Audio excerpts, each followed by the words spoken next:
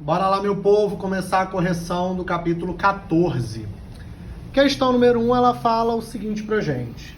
Viveiros de lagosta são construídos por cooperativas locais de pescadores em formato de prismas reto-retangulares, ou seja, cujas laterais formam 90 graus com as bases, fixados ao solo e com telas flexíveis de mesma altura, capazes de suportar a corrosão marinha. Para cada viveiro a ser construído, a cooperativa utiliza integralmente 100 metros lineares dessa tela, que é usada apenas nas laterais.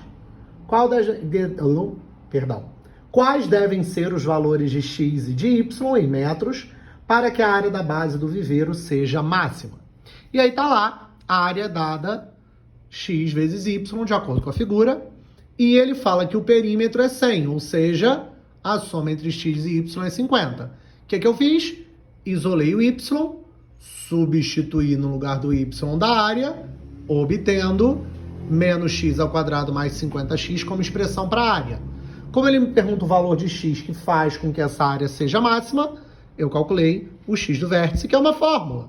Menos b sobre o dobro de a, encontrando que para isso acontecer o x tem que ser 25, como consequência natural, já que o y é 50 menos o valor de x, o y também é 25 e o gabarito é letra D de dado.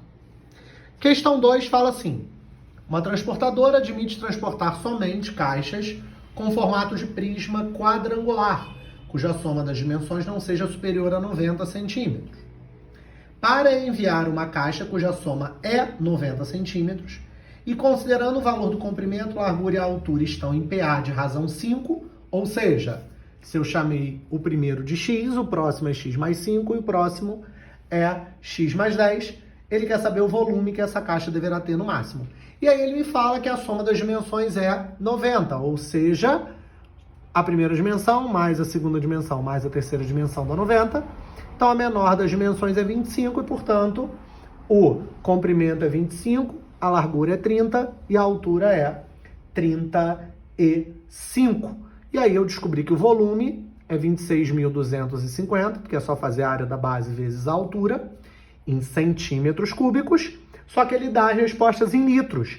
E aí de centímetro cúbico para virar decímetro cúbico, que é a mesma coisa que litro, é só você retornar 3 casas, chegando ao gabarito da letra D de dado. Questão número 3, tá faltando um dado nela, infelizmente passou batido, perdoe-me o equívoco. O tamanho do AB que não foi dado na questão é 4. A questão é, tem um paralelepípedo de arestas 4, 5 e 6 e foi retirado um prisma reto, conforme indica a figura.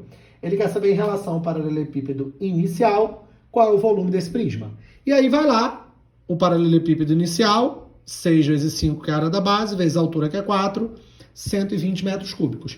E aí o que eu fiz aqui foi um desenho da parte retirada da figura. É só você completar aquela figura que você vai perceber que esse é o prisma que foi retirado. Rodrigo, por que é um prisma? Porque eu estou vendo aqui na frente marcado um sujeito que é igual a um sujeito que tem lá no fundo, que é o AFEG.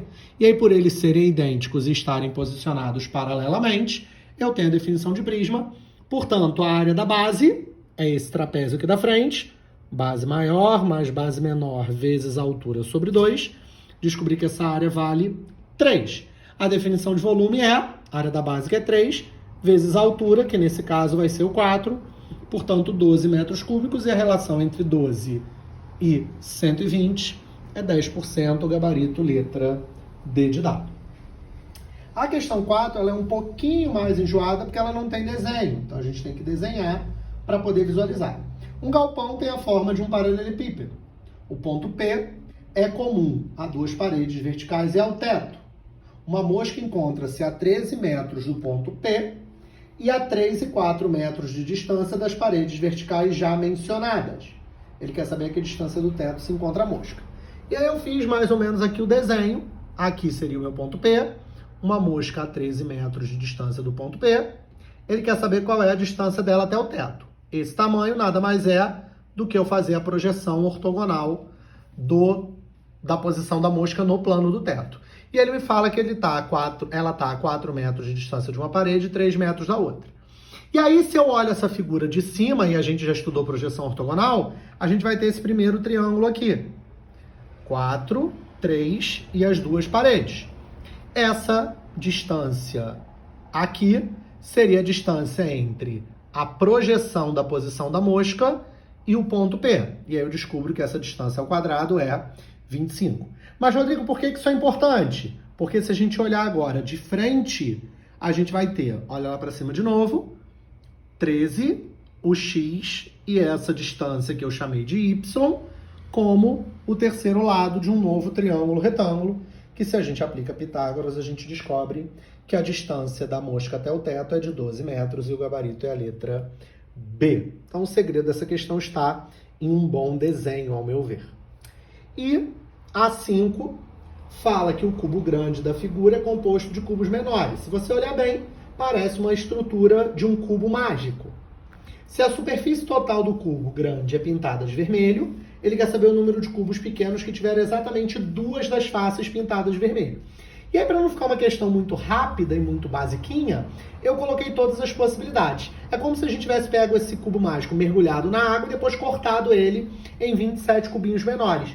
E aí, se a gente fosse pensar em pedaço por pedaço, a gente teria lá 3 faces pintadas de vermelho seriam os vértices, porque no vértice eu tenho um encontro de 3 faces. Portanto, se a pergunta fossem 3 faces pintadas de vermelho, seriam 8 a resposta.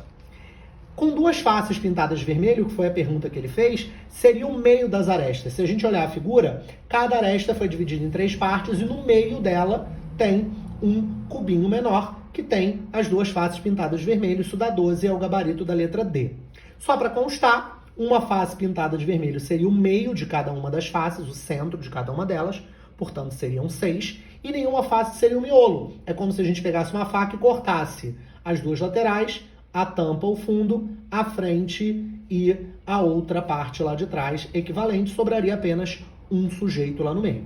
Uma segunda opção de chegar a esse 1 era só você fazer 27, que é o total de cubinhos, menos 8, menos 12 e menos 6, você chegaria a 1 do mesmo jeito. Beleza? Já já então eu tô de volta com o restante das questões do capítulo 14. Até já!